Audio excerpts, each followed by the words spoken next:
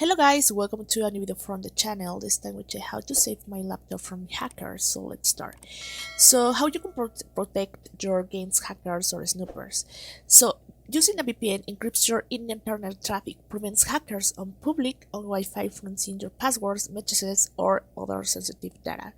Has your real IP address, makes it harder for attackers or to track online activity or target you directly. Prevents man-in-the-middle attacks, protects you from hackers who try independent your connection on insecure networks.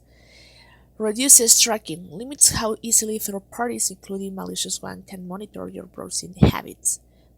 These are the main hacker-related protections to a VPN protects. Now, if you want to use a VPN, I recommend you NordVPN. NordVPN is the one of the best online services for online VPN. If you use NordVPN, you can unlock shows from anywhere, play games anywhere, or also, as I told you, protect your laptop or device and safely. And with our partner link in the description, you will get a special discount. The link is always down there, so check it out. Also guys, plus this, you will get a 30-day money back guarantee. What means that if you don't like the service from NordVPN, you don't like how it works, well, you will get your money back. So that is the offer that we give you.